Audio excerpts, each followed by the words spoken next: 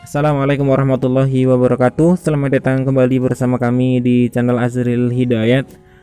Dalam kesempatan kali ini kami akan kabarkan informasi terkait dengan pelaksanaan P3K ya teman-teman sekalian di tahun 2022. Dalam video ini silahkan simak, ada sebuah berita terkait dengan Permen Pan RB nomor 20 tahun 2022 tentang pengadaan pegawai pemerintah dengan perjanjian kerja untuk jabatan fungsional guru pada instansi daerah di tahun 2022.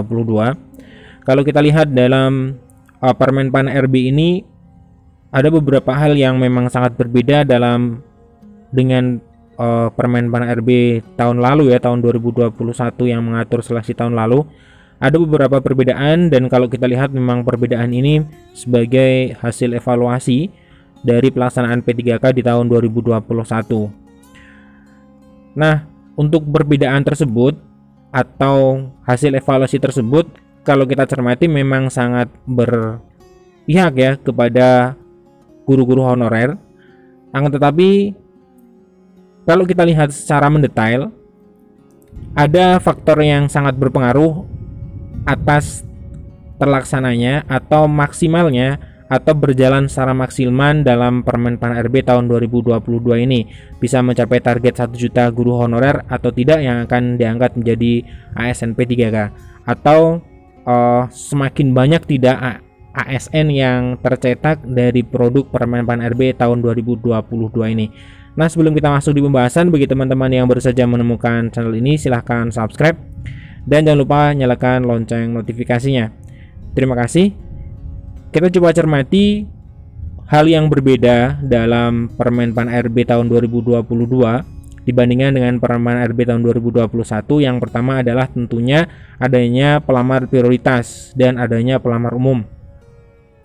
Artinya pemerintah memang memikirkan guru honorer di sekolah negeri atau yang sudah prioritas dari pelaksanaan P3K tahun 2021 itu memiliki keistimewaan, yaitu dibedakan seleksinya dengan pelamar umum. Itu yang pertama, karena ada pengkategorian ini berimplikasi pada yang pertama pelaksanaan seleksi yang berbeda. Kemudian yang kedua tentunya dalam penempatan atau pemenuhan kebutuhan. Nah, ini sangat berpihak ya, terutama kepada prioritas 1, 2 dan 3. Prioritas 1 yang sudah lulus passing grade itu implikasinya tidak harus mengikuti tes kembali di tahun 2022 ini, langsung menggunakan nilai passing grade tahun 2021. Sedangkan pelamar prioritas 2 itu tidak harus mengikuti tes, tetapi seleksi kompetensinya dengan pengecekan kesesuaian ijazah dan lain sebagainya. Begitupun dengan prioritas 3, yaitu guru non ASN di sekolah negeri yang sudah mengabdi 3 tahun. Itu pun menggunakan metode seleksi, yaitu cukup dengan pengecekan kesesuaian. Nah, kemudian untuk penempatan juga sama, penempatan atau pemenuhan kebutuhan. Untuk pemenuhan kebutuhan ini untuk pelamar prioritas itu pun berlaku untuk urutannya ya. Jadi untuk pemenuhan kebutuhan ya. Nah, ini di pasal 37. Di pasal 37 ini pemenuhannya tentunya didahulukan untuk pelamar prioritas 1, kemudian 2, 3 dan seterusnya. Artinya tidak akan kemudian terjadi dalam tahun kemarin ya, istilah geser menggeser seperti itu ya, tidak akan ada. Ini juga perbaikan, dan kalau kita lihat secara sekilas ini adalah sebuah keputusan atau setting kebijakan yang sangat berpengaruh atau sangat memihak kepada guru honorer. Namun perlu diingat teman-teman guru honorer sekalian bahwa Permen Pan ini itu akan bekerja secara maksimal, akan meloloskan guru ASN P3K lebih banyak dari Permen Pan sebelumnya. Yang menjadi tolak ukur atau yang menjadi faktor penentu itu adalah pemerintah daerah. Nah, kami bacakan sebuah informasi, sebuah berita di sini yang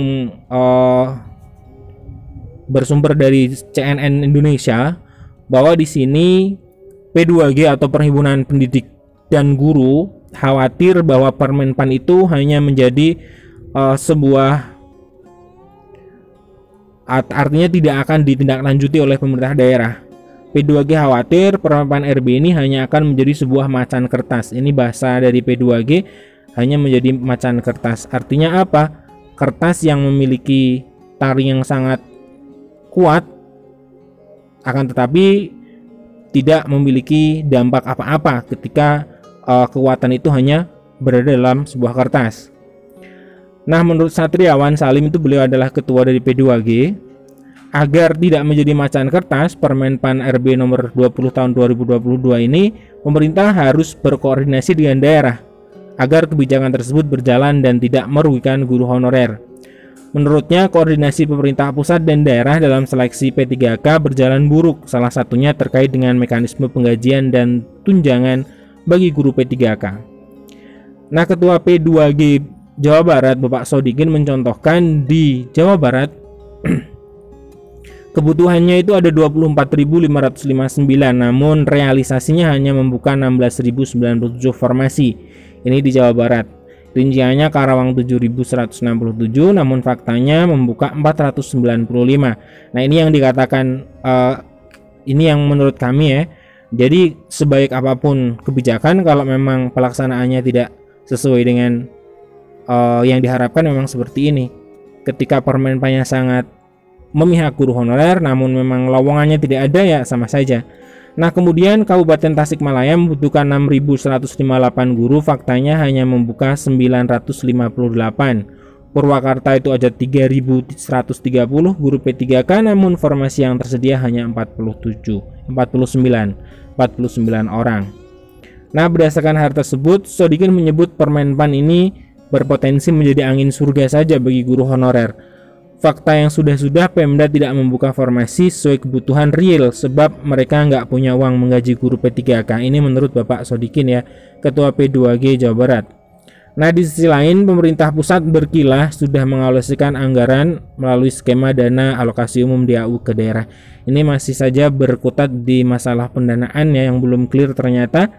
Menurutnya, buruknya koordinasi ini yang menjadikan guru honorer korban, karena formasi yang dibuka Pemda pun selalu tak sesuai dengan kebutuhan guru P3K di daerah. Dengan alasan APBD sering tidak mampu mengcover seluruh guru honorer jika diangkat P3K, sehingga Pemda sering membuat keputusan yang tidak sesuai dengan regulasi. Nah, memang iya, tercatat tahun kemarin ya, seleksi tahun kemarin juga sangat minim formasinya. Seperti diketahui, tahun 2021 hanya mampu menampung 293.860 guru yang lolos dan mendapat formasi. Nah, hingga sekarang saja ratusan guru honorer yang lolos P3K 2021 belum diberikan SK oleh Pemda dengan alasan anggaran belum ada. Nah, ini juga berada di daerah kami, di salah satu daerah di Provinsi Jawa Tengah ya, kabupaten di Jawa Tengah juga belum menerima SK. Teman-teman yang sudah lolos P3K tahap 1-2 tahun 2021. Ini memang analisa dari P2G, menurut kami memang sangat komprehensif ya, sangat masuk akal, sangat logis, karena memang sebaik apapun Permenpan RB, sebaik apapun regulasinya, kalau memang pemerintah itu tidak melakukan gerakan seperti dulu ya, ketika ada berita mengatakan bahwa akan diambil alih pengusulan formasinya oleh Kemendikbudristek.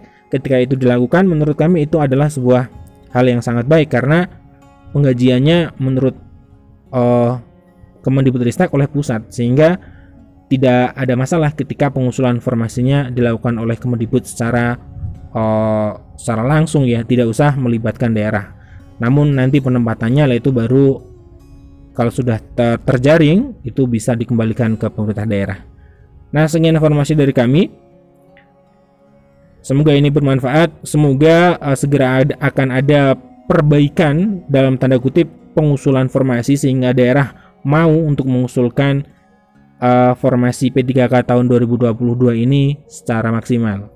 Assalamualaikum warahmatullahi wabarakatuh.